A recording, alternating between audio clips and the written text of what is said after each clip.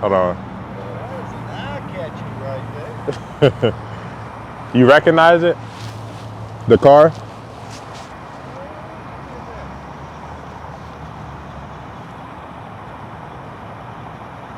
No, I don't. 94 Mitsubishi 3000 GT.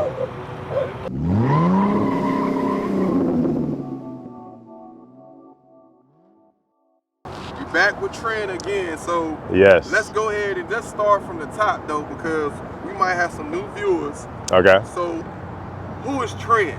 What is Trent? What kind of car is Trent? And why did you name it Trent?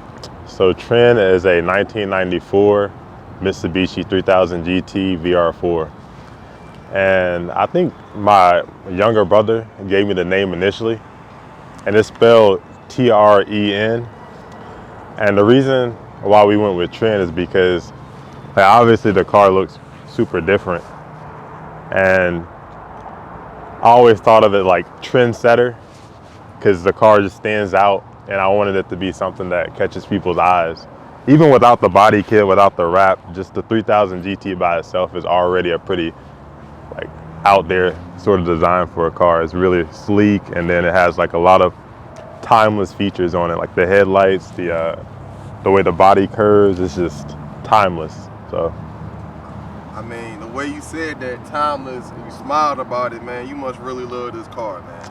I do, man. This car is me. I've had this car since like 2017, and it's honestly been a part of my life through all the trials, all the uphill battles, because everybody goes through it, right? But this car has been with me through a lot of hard times, a lot of good times. So this car has been rock solid.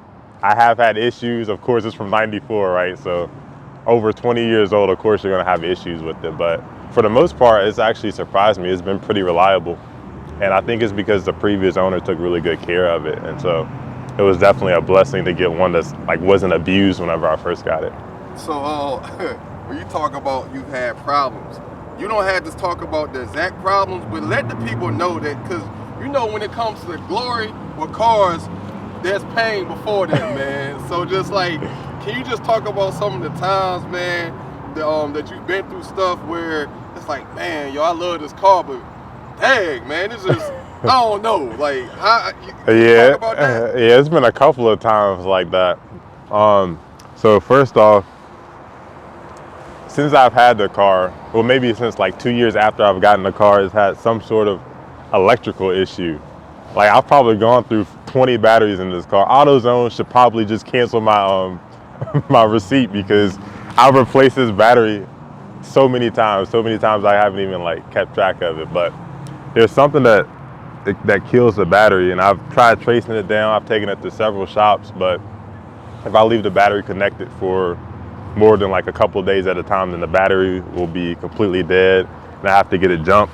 And eventually, if you keep letting the battery completely die like that, then the battery will just be completely dead. So yeah, I have had some electrical issues with it. That's one thing. What else?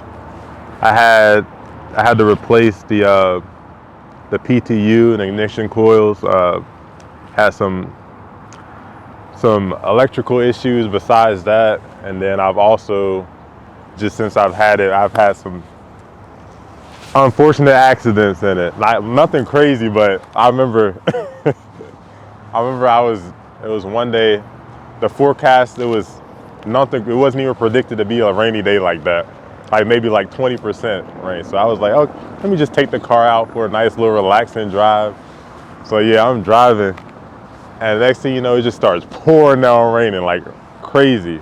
And eventually it gets to the point where there's like standing water in the road. And I'm already out at this point. I can't go back home. There's a whole lot of traffic around me, so the only road ahead is straight. So I just gotta ride it out, try to be as careful as I can. And I kid you not, I was driving at so slow, probably 20 miles per hour, not even fast. We're on the highway now. Keep in mind, we're on the highway. There's cars to the right, to the left, behind me, in front of me, cars everywhere. So I hit this, I guess this puddle of standing water, and I just hear this loud noise. I'm like, what is that? So I look back in my rearview mirror and I just see the bumper floating in the distance. I'm like, hey man, not my bumper. So the whole rear bumper just came off of the car and was floating down. So I get off at the nearest exit, and then I'm like, I gotta loop around. This bumper costs way too much, and I had to mod it too, so like I had to go back and get it, or I at least had to see if it was still there. So I get off at the nearest exit, and then I make a loop. And by the time I make it, it was a little bit of traffic, so by the time I make it back around to the spot where I think I had lost it, I see it like somebody had placed it on the side of the, I guess on the median. And so I just see the bumper right there. So I was like, thank God, because I really did not want to have to go through the trouble of getting a new bumper. So whoever that kind soul was that went into the road, busy traffic, and placed my bumper into the median, I thank you so much. That's a blessing. So. Being that they might be another JDM owner, another car person, like, listen, yo, this little different. They gonna come back and get this. All right, and the thing is too, it wasn't, surprisingly, it wasn't even that much damage. Obviously, I think the diffuser had come apart, had come loose, and then I had some of the fiberglass had broken off, and so it needed to have new mounts put in place.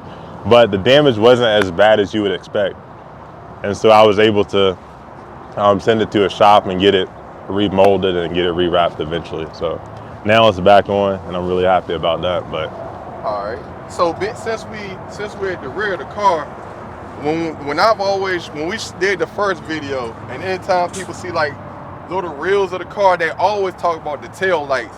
So you have a different set of tail lights now, right?